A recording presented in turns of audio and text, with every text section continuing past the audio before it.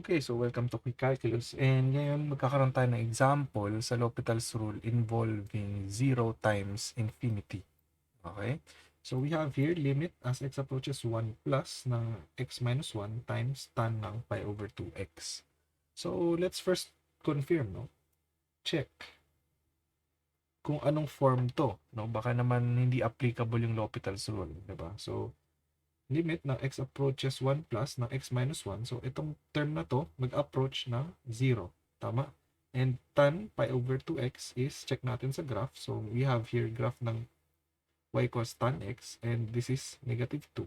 Tama? So, approaching 1 plus. No? So, dito, from the right side, papunta tayo ng negative infinity. No? So, this approaches negative infinity. Meaning, we can apply L'Hopital's rule. Tama? We have here 0 times infinity. Okay? So, sabi natin, what we do is transform, no? Yung f of x times g of x natin, ta-transform natin to f of x over 1 over g of x. Okay? So, transform natin, no? So, try natin, lagay natin yung tan pi over 2x sa denominator, no? So, magiging limit as x approaches 1 plus ng x minus 1 over 1 over tan pi over 2x. Okay? And the thing is, sakto lang na yung tan pi over 2x is equal to cotangent. No? So, we can rewrite this as a cotangent. So, limit as x approaches 1 plus ng x minus 1 over cotangent pi over 2x. Okay?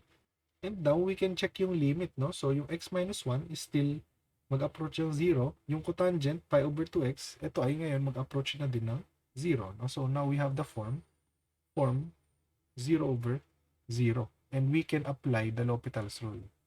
Okay? So, kunin natin yung derivative ng numerator. So, limit as x approaches 1 plus, derivative ng numerator is just 1. Okay? And derivative ng cotangent is cosecant squared pi over 2x times chain rule pi over 2. Negative cosecant squared. Okay? So now let's evaluate the limit again. Evaluate the limit. So now we have limit as x approaches 1 plus. So this will now become 1 over. Ano ang cosecant squared? Pi over 2. So this is just equal to 1. No? So this is just 1. So we are left with negative pi over 2. So, we can simplify this to be equal to negative 2 over pi. Okay?